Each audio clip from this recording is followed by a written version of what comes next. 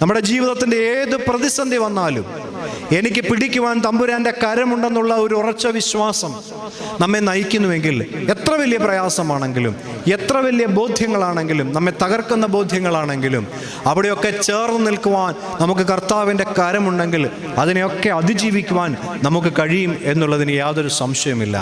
അതുകൊണ്ട് നമുക്കൊരു സ്നേഹമുണ്ടാകണം നമ്മുടെ ദൈവത്തോടുള്ള സ്നേഹം നാം പ്രകടിപ്പിക്കേണ്ടത് നമ്മുടെ പ്രാർത്ഥനയിലൂടെയും നമ്മുടെ ആരാധനയിലുള്ള പങ്കാളിത്തത്തോടു കൂടിയും നമ്മുടെ നോമ്പനുഷ്ഠാനങ്ങളുടെയും ഒക്കെയാണ്.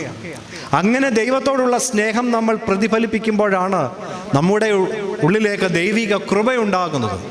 ഒരു പാത്രം അടച്ചു വെച്ചിട്ട് അതിനുള്ളിലേക്ക് വെള്ളം ഒഴിച്ചാൽ ആ പാത്രത്തിനുള്ളിലേക്ക് ഒരു തുള്ളി വെള്ളം പോലും വീഴില്ല.